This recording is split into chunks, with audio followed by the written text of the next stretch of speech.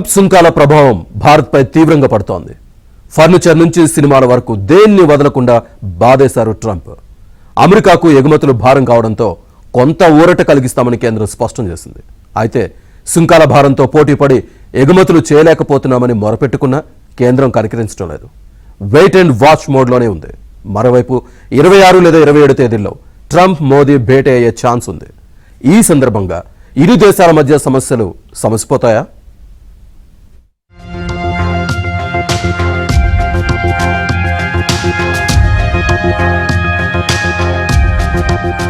Covid కుదిపేసినప్పుడు భారత వ్యాపారులకు కేంద్ర ప్రభుత్వం కొంత ఊరటనిచ్చింది.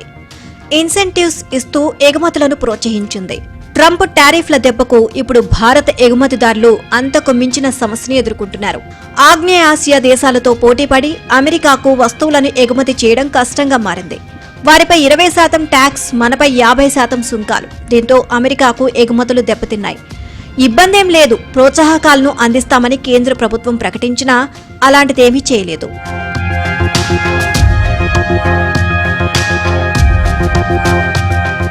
అమెరికా మార్కెట్ను కోల్పోతే ఆర్థికంగా దివాళా తీస్తామని, ఉద్యోగాలు సైతం ఊడిపోతాయి అంటూ కేంద్రానికి భారత ఎగుమతిదారులు లేఖలు రాసినా కేంద్రం పట్టించుకోవడం లేదు.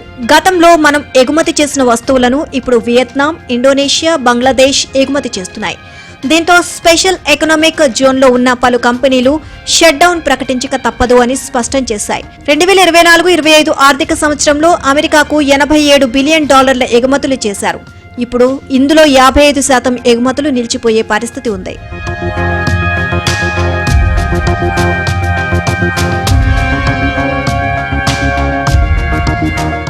ఫార్మా రంగం భారత అతిపెద్ద పారిశ్రామిక ఎగుమతి రంగంగా నిలుస్తోంది. ఏటా అమెరికాకు భారత్ సుమారు $12.7 బిలియన్ విలువైన, అంటే సుమారు 1,12,000 కోట్ల రూపాయల విలువైన ఔషధాలను ఎగుమతి చేస్తోంది. ఈ ఔషధాలలో చాలా వరకు జెనరిక్ మందులే. బ్రాండెడ్ ఔషధాలు కూడా భారత్కు ఎగుమతి అవుతున్నప్పటికీ జెనరిక్ మందులతో పోలిస్తే వీటి వాణిజ్యం తక్కువ. డాక్టర్ రెడ్డీస్, లుపిక్, సన్ ఫార్మా వంటి భారతీయ కంపెనీలు బ్రాండెడ్ మందులను అమెరికాకు ఎగుమతి చేస్తున్నాయి. ట్రంప్ సుంకాల వల్ల జెనరిక్, బ్రాండెడ్ ఔషధాల ధరలు పెరుగుతాయి అని జీటీఆర్ఐ చెప్పింది. కంపెనీల లాభాల్లో 3వ వంతు అమెరికా నుంచే వస్తున్నాయి. ఇవి దెబ్బతిన్నా కేంద్రం ఆదుకునే పరిస్థితి లేదు.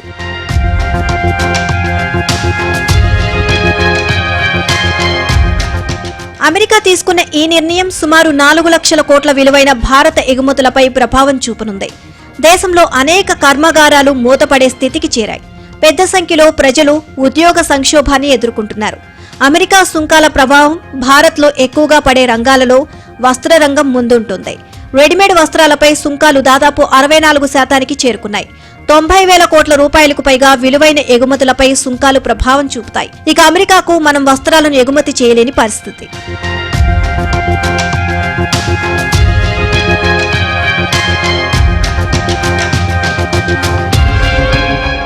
అమెరికా సుంకాలు పెంచడం వల్ల భారత్ ఆభరణాలు, రత్నాల పరిశ్రమ రంగంలో దాదాపు 85,000 కోట్ల రూపాయల విలువైన భారత్ ఎగుమతులు ప్రభావితమవుతాయని అంచనా. ప్రపంచంలోనే భారత్ అతిపెద్ద కట్ డైమండ్ ఎగుమతిదారు.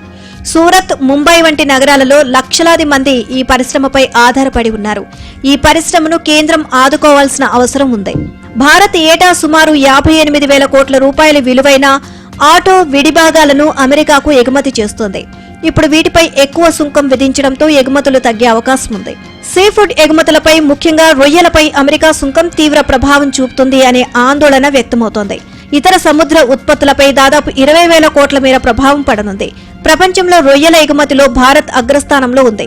అయితే కొత్త సుంకాల కారణంగా అమెరికా మార్కెట్లో భారత్ తన స్థానాన్ని కోల్పోయే అవకాశం ఉంది.